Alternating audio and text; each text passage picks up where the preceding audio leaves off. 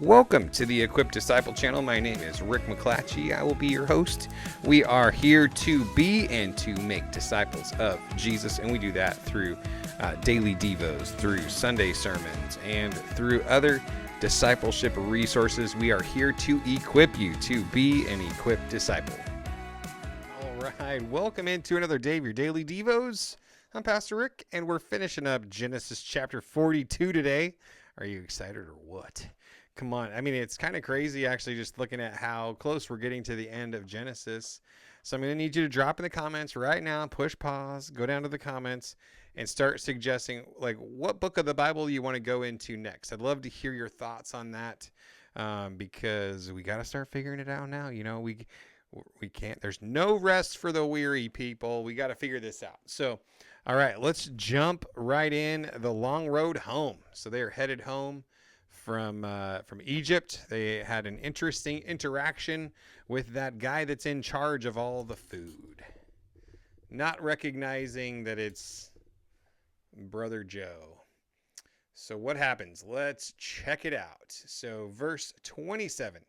At the place where they lodged for the night, one of them opened his sack to get feed for his donkey, and he saw his silver there at the top of his bag, and he said to his brothers, "My silver has been returned. It's here in my bag." And their hearts sank. Trembling, they turned to one another and said, "What has God done to us?"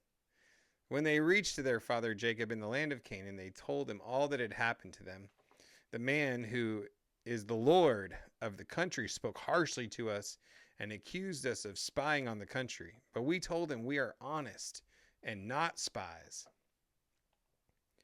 We were 12 brothers, sons of the same father. One is no longer living, and the youngest is now with our father in the land of Canaan. Let's pause just for a moment. You can see down here in verse 35, it says, "And they began emptying their sacks. There in each man's sack was his bag of silver. And when they and their father saw the bags of silver, they were afraid." And it just got me thinking, you know, guilt from everything that they had done to Joseph, I think was causing them to interpret all of the scenario much more negatively than maybe even necessary. Now, again, I'm going to give them some leeway because, yes, I mean, they're being told, you know, they have to bring your other brother to prove that you're not liars. So, like, you have your money still in your bag. That's kind of concerning. Like, you know, if they found us, they'd accuse us of stealing, and now we're spies and we're thieves. And so I can understand to a point. I can understand to a point why they would be fearful in this situation. However, to kind of push back on that narrative a little bit and just say, because of the guilt that they were carrying about what they did to Joseph and feeling like the circumstances that are surrounding them are payment for what they did to Joseph, is causing them actually further stress, anxiety, and pressure in their hearts and their minds in this situation, when something that is a blessing actually seems like a curse, because getting all of their money back is a blessing, right? It's now, because there was nobody chasing them, there was nobody coming after them to say, "Hey, you stole our money." It was literally like, we know that Joseph put the money back, you know, ordered to have the money returned to their sacks. And you'll see when they go back that they tell him like, "Hey, we brought double the money because we left, and you know, our money was still in our bags." And they're like, "No, we got your money. We're good." You know, like so a blessing seems like a curse, and that happens. I mean, this is such a big, powerful concept of how your heart and mind are changed towards the things of the Lord when you're walking in a modicum of holiness and just uprightness and righteousness before the Lord, versus living a life where you're not, where you are kind of pointed in the wrong direction. That the things that God brings your direction will feel probably more like a curse than a blessing, because you're nervous or you're ashamed or you're fearful of when is the other shoe going to drop, kind of a thing. And so just something really powerful to think about when you're thinking about what kind of life are you going to live? Are you going to be a person of integrity? Are you going to choose to live uprightly? So verse 33, the man who is the Lord of the country, said to us, "This is how I will know if you are honest. Leave one brother with me, take food to relieve the hunger of your households, and go." So Joseph's being pretty nice there, giving him some food to bring back so nobody starves. Bring back your youngest brother to me, and I will know that you are not spies, but honest men. I'll give your brother back to you, and you can trade in the country. As they began emptying their sacks, there in each man's sack was his bag of silver, and when they saw it, they were afraid. Okay, so there we are.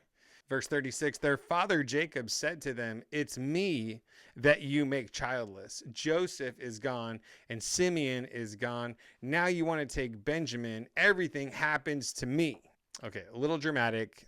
Then Reuben said to his father, "You can kill my two sons if I don't bring him back to you." Like, come on, Reuben. Are you that dumb? I mean, have you ever read this verse before and thought, Reuben, what the heck are you thinking, man? Like, oh yeah, I'm so upset about losing some of my kids. I think it would be good if I killed two of my grandsons. Like, come on, dude. Like, don't offer dumb stuff as insurance. What? Like, how is that insurance for you to bring him back? So put him in my care. I will return him to you. Don't make promises you can't keep, by the way. That's a good principle to live by. This is definitely what Reuben's doing. But I think Reuben's just desperate. He's like, we need to go get food.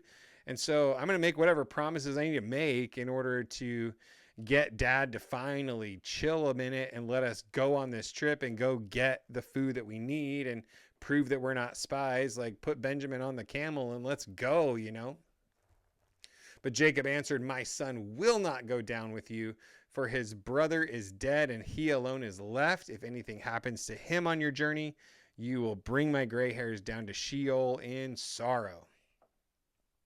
So, okay, let's talk about Jacob and his response in this scenario. It's the thing that kind of just gripped me as I was reading this short section of verses is like, man, Jacob, you are being really, really self-centered here. You are being a person that is thinking only of circumstances and past occurrences, only certain past circumstances and occurrences. Because as I would like to point out by this next slide, he was rescued from the hand of Laban. Like, Laban came after him to basically annihilate him and take his daughters and his grandkids back with him. Like, he wasn't about to do something kind to Jacob, but because God stopped him on his way, he was kind and kind of neutral towards Jacob, even though he was really ticked off. He saw the faithfulness of God in the herds that he watched over, the spotted and the streaked and the speckled and all of that business that we talked about, where the strong of the flock were produced with whatever was named as Jacob's wages for the job. He wrestled with God. He literally, in this conversation, he's walking around with a limp because of the interaction he had with the angel of the Lord. So he has wrestled with God. He had a dream about the stairway to heaven, and God revealed himself to him at Bethel. He named the place El Bethel, the God of Bethel, the house of God. And then the Abrahamic line and promises were all restated over and over. So to Isaac and then to Jacob, the promises have been from God, have been restated over their lives. So those promises require that your kids keep on living, dude. And so it got me thinking about the perspective that Jacob is like glomming onto and not allowing himself to see beyond it, because he's so consumed by Rachel's kids, and he doesn't even know that actually Joseph is still alive and he's still going to get to see Joseph's kids. Like, he thinks Joseph is gone forever, but in a short time. And you could argue that he delayed the fulfillment of these amazing promises that are going to be fulfilled in his life Like he's costing himself precious, precious time that he could have spent with Joseph if he would have just trusted that God might be bigger than the situation. Like, trust Benjamin into the hands of the Lord more than your capable hands, because they're not that capable, right? I mean, sheesh. So rehearse God's promises, remember his provisions, and trust his faithfulness in your future. Trust that he is faithful in your future. Rehearse God's promises, remember his provisions, and trust his faithfulness in your future. And I think that's all I have to say about that. So take a picture. Take a picture of that slide right there and then live according to the words. Rehearse God's promises over your life. Remember his provisions, the way that he has shown up in your life. Maybe you have something in your life where you're limping because of an encounter you had with God, something you really struggled with God over. And there's a limp there, but that limp is a reminder, the place where God met you and saw you through something.